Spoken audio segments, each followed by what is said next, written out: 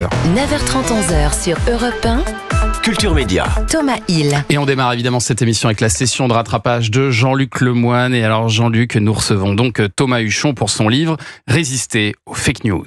Ouais, et c'est dur de résister à ça. Certains prétendent par exemple que dans le journal des médias, on donne de vraies audiences télé. Horrible fake news, jamais démenti. Hein. Et d'ailleurs, faut-il vraiment résister ? Perso, j'aime bien l'idée que quelque part, il y a une île où vivent Michael Jackson, Tupac, Elvis Presley et Sim. Voilà. Il y a une fake news sur lui. Enfin, je crois, hein, je suis pas sûr. J'avais pas vu qu'il y avait Sim dedans, mais il y a Hitler. Au moins, ça, Voilà, on va pas les comparer non plus. On va éviter. Pas tout de suite. Après, si les fake news prolifèrent, c'est aussi parce qu'il y a un marché pour ça. Hein. Une bonne fake news fera toujours plus de clics qu'une vérité toute simple. Vous donnez ce chiffre étonnant dans cette interview. C'est 1 milliard de vues pour l'histoire Jean-Michel Trogneux en 3 mois. Janvier, février, mars 2025. Alors, vous racontez ce dossier dans votre livre, c'est très bien. Mais René la taupe, c'est 280 millions de vues. Une taupe qui chante, et pas une ligne dans votre bouquin. Réveillez-vous, monsieur Huchon. Il y a quand même des dossiers qui vous échappent. Ce serait pas lui, alors c'est pas la taupe qui chante ou pas En tout cas, ça me paraît bizarre. Fake news. Thomas, désolé. Non, mais ça mérite une enquête, je suis d'accord. Il faut fouiller cette histoire. Mais je crois que c'est l'avantage de ce sujet, c'est qu'il est inépuisable. On pourra probablement faire un tome 2 avec René la taupe en featuring. Un top 2 du coup. Oh là là. J'ai découvert hier que les Beatles n'existaient pas.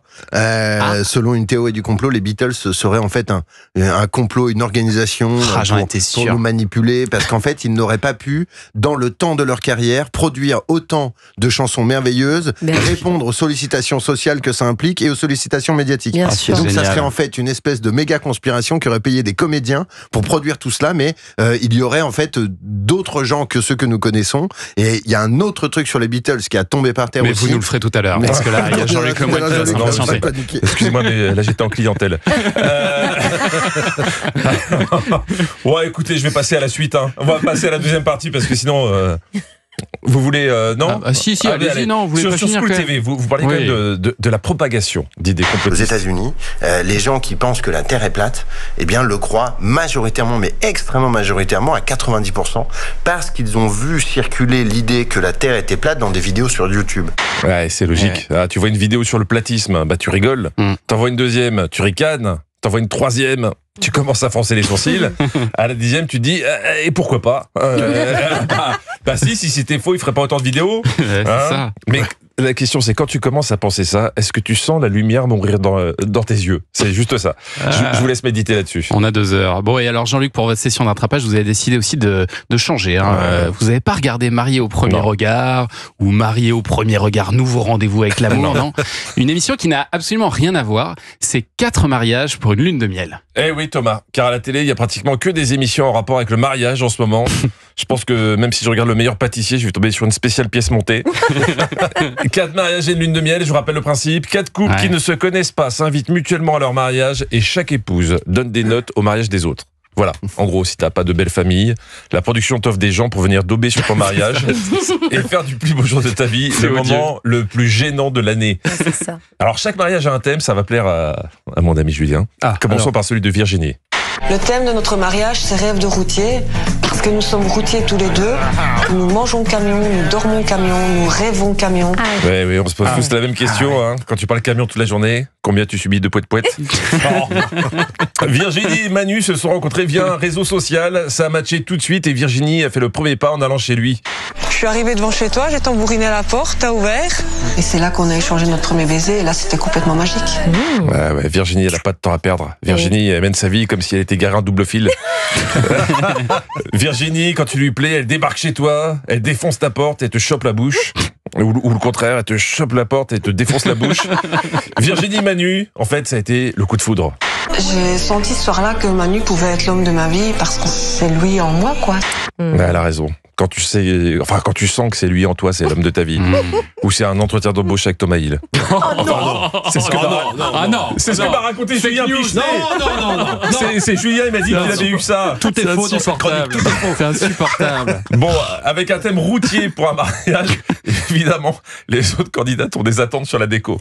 Je voudrais qu'elle joue la carte du routier, du thème du camion à fond, avec plein d'éléments qui rappellent le camion, des éléments mécaniques, des pièces détachées, des panneaux unidirectionnel. Il n'y a que dans cette émission que tu peux entendre des trucs comme ça. Anne voudrait que Virginie se marie dans une fosse à vidange, pas loin d'un rond-point. C'est pas hyper glamour, mais c'est dans le thème. Bon, au final, c'était plus classique. Résultat, niveau déco, Virginie n'a pas eu la moyenne. Heureusement qu'elle n'est pas susceptible. Je lui attribue la note de 8 sur 20. Aïe, vas-y. Il n'y avait pas du tout de décoration. C'était triste. Je vais te faire bouffer une jambe de camion, je te jure, elle va pas l'avaler, ça. Je lui conseille pas. Non, je lui conseille pas. Il faut pas faire ça, parce que déjà qu'elle a eu 8 ans d'éco, si en plus elle fait bouffer des jambes de camion, elle va avoir 5 au repas. C'est pas bien. Et pardon, mais avec que des notes sous la moyenne, Virginie va finir par redoubler son mariage. Pourtant, elle s'était donné du mal. Pour l'arrivée des alliances, j'ai imaginé un camion télécommandé où je pourrais poser le coussin avec les alliances. Mais j'aime bien l'idée. Ça rime à rien. Mais si. Moi j'aime bien l'idée qu'il y a un thème pour un mariage, un thème qui reflète ta passion. Enfin, sauf si ta passion c'est l'équarrissage évidemment. Mais bon, l'alliance sur le camion, ça n'a pas convaincu Keltoum. Attention, nouvelle phrase surréaliste en approche. Dire que mon arrivée d'alliance n'est pas classe en camion, ce n'est pas classe. Ça chic et très élégant. Là, si un camion n'est pas classe pour l'arrivée des alliances, je pense qu'une noix de coco ça l'est encore moins. Oh. Ah oui. Non mais parce que Keltoum, sa thématique c'était les îles. D'où les noix de coco. D'accord. Et une robe de mariée un peu légère. Je suis complètement déçue par la robe. Ça n'y va pas du tout, ça la met pas en valeur, ça la fait sac à patates. Alors, si vous prenez la rubrique en cours, je vous rappelle que là, elles sont toujours en train de partager le plus beau jour de leur vie. Toujours.